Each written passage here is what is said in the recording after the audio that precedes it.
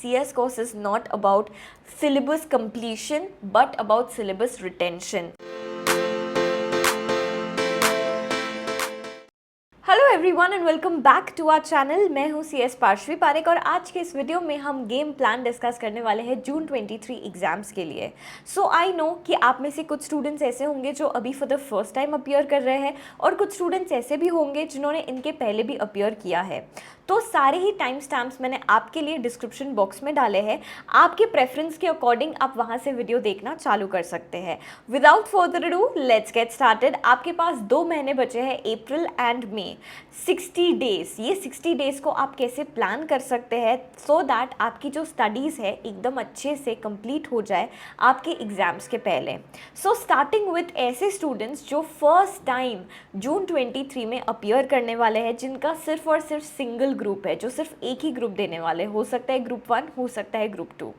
So I will talk about the students कि आपका target क्या होना चाहिए। सबसे पहले अगर मैं अप्रैल की बात करूं तो आपने आपके वीडियो लेक्चर्स पूरे कंप्लीट कर लेने चाहिए। अप्रैल के बाद एक भी दिन के लिए आपने वो वीडियो लेक्चर्स को हाथ लगाना ही नहीं चाहिए।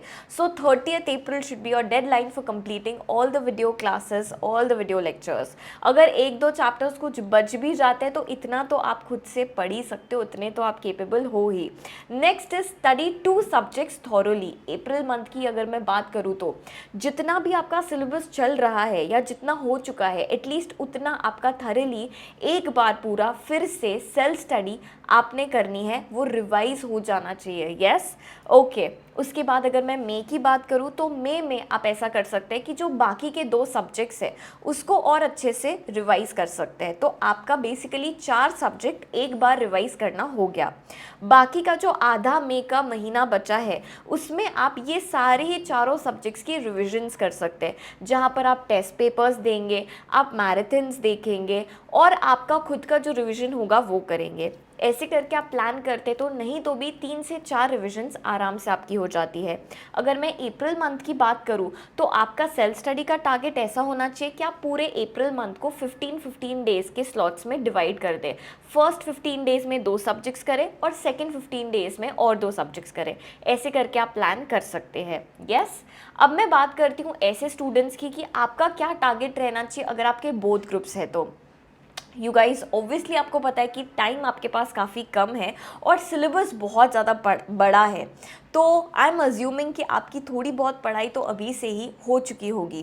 अप्रैल मंथ में अगर आपके कोई भी वीडियो क्लासेस बचे हैं तो प्लीज़ पहले आप वो कंप्लीट करिए और 70% ऑफ द सिलेबस 4 सब्जेक्ट्स का आपका फिनिश हो जाना चाहिए, रिवाइज करना फिनिश हो जाना चाहिए, सेल्फ स्टडी करना फिनिश हो जाना चाहिए in the month of April, और बाकी 2 सब्जेक्ट्स का और कंप्लीट रिवीजन हो जाना चाहिए। यस, ऐसे करके यहाँ पर 70% सिलेबस आपका 4 सब्जेक्ट्स का हो गया है और 2 सब्जेक्ट्स, इनमें से 2 सब्जेक्ट्स अच्छे से रिवाइज करके हो चुके हैं।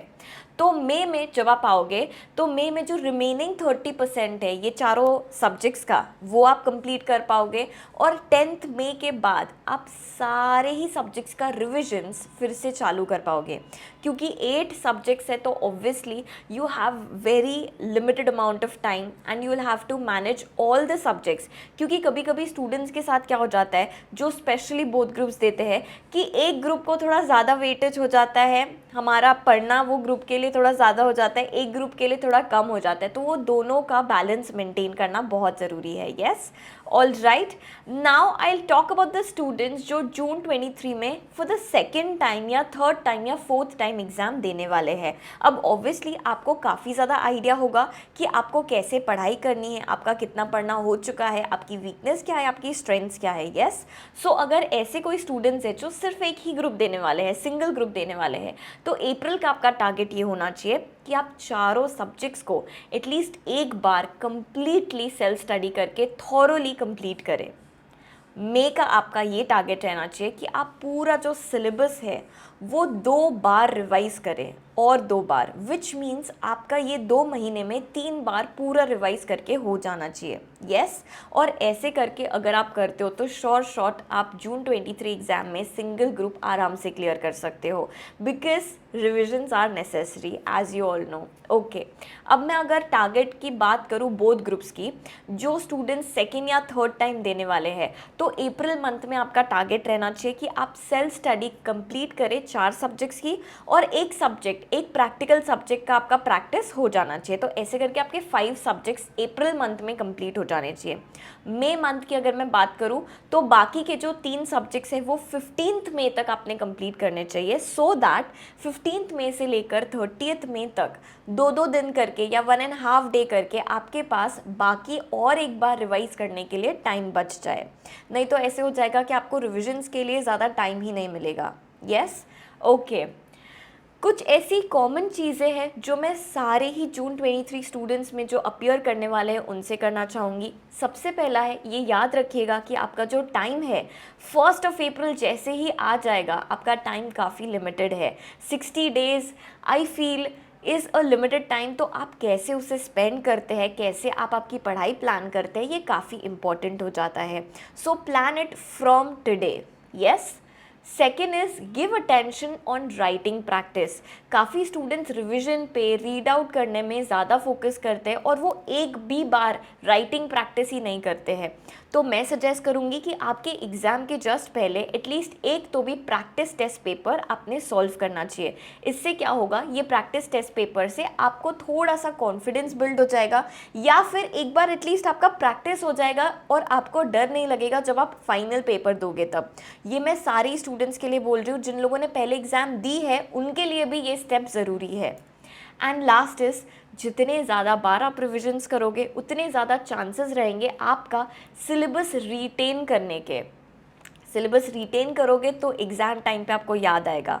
The more the number of times you will revise, you will keep on revising the same thing, there are more chances कि आपको वो चीज़ याद रहे।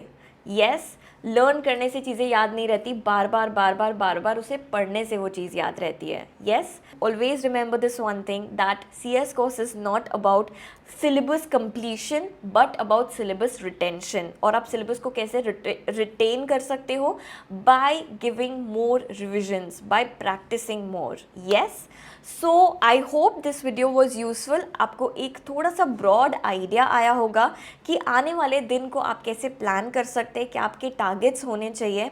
अकॉर्डिंगली आप आपका स्टडी प्लान कीजिए, और अगर आपको कोई भी दिक्कत आए तो आप मुझे कमेंट सेक्शन में बता सकते हैं and I will get back to you.